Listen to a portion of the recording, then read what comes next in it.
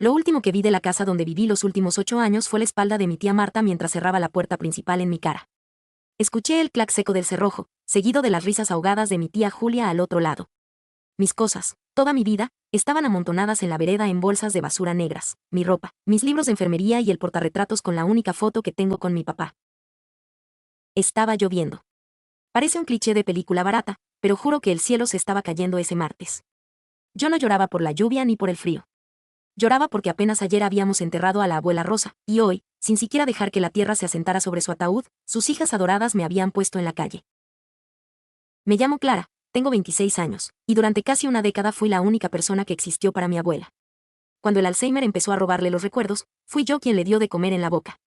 Cuando dejó de caminar, fui yo quien la cargó hasta el baño, quien le limpió el cuerpo y quien le cantó canciones de su infancia para que se durmiera. ¿Dónde estaban mis tías Marta y Julia en esos 8 años? Estaban muy ocupadas. Marta vive a 2 horas, pero el tráfico es terrible.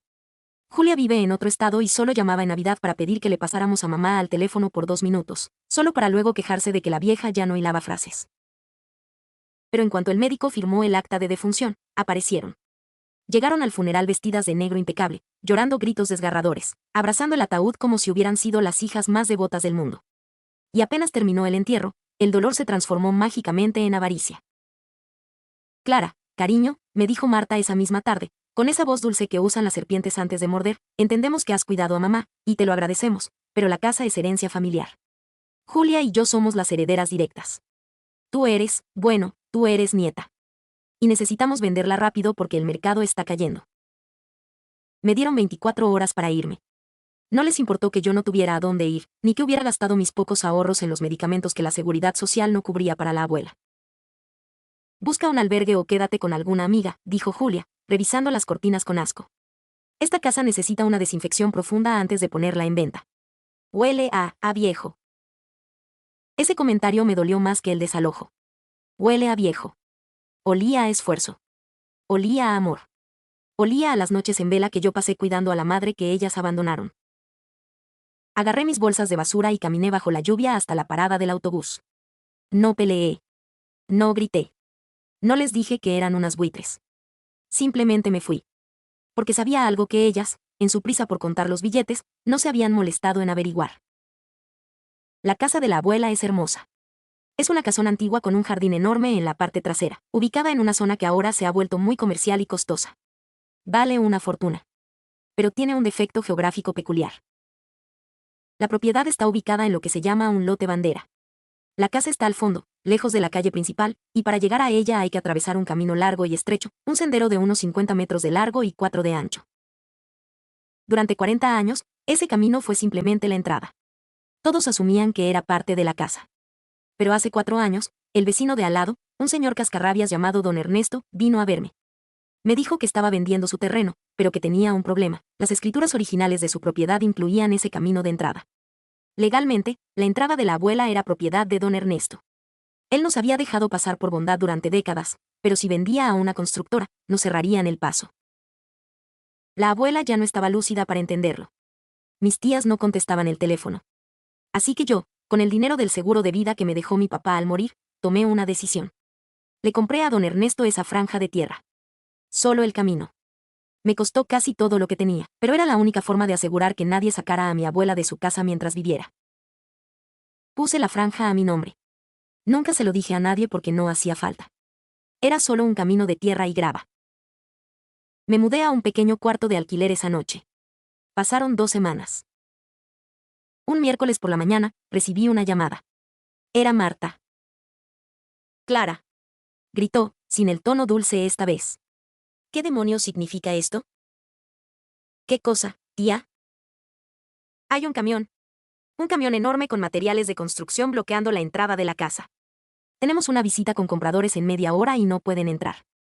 Diles que se muevan. El chofer dice que tú lo contrataste. Sonreí. Me preparé un café con calma antes de responder. Ah, sí.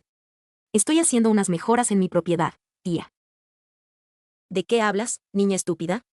Tu propiedad no existe. Te sacamos. Me sacaron de la casa, sí. De la estructura de ladrillo y del jardín trasero. Pero creo que olvidaron revisar el catastro, tía. La entrada, El camino desde la calle hasta el portón de la casa, eso es mío. Tengo las escrituras, el pago de impuestos al día y los planos sellados por el municipio. Hubo un silencio tan largo que pensé que se había cortado la llamada. Eso no puede ser, tartamudeó Julia, que debía estar escuchando en altavoz. Mamá siempre entró por ahí. Por permiso del vecino, expliqué.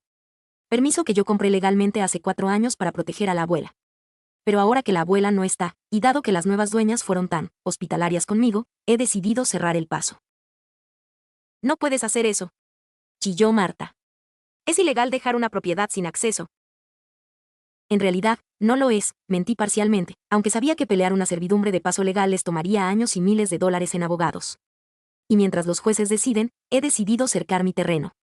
Voy a poner un huerto urbano. Zanahorias, tal vez. Justo en el medio del camino. Esa tarde fui al terreno.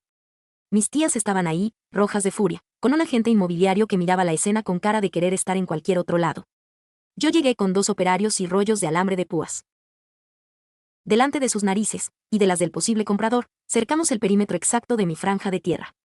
La casa de la abuela quedó perfectamente aislada, como una isla en medio de un mar de propiedades ajenas. Para entrar, tendrían que saltar una cerca de 2 metros o aprender a volar.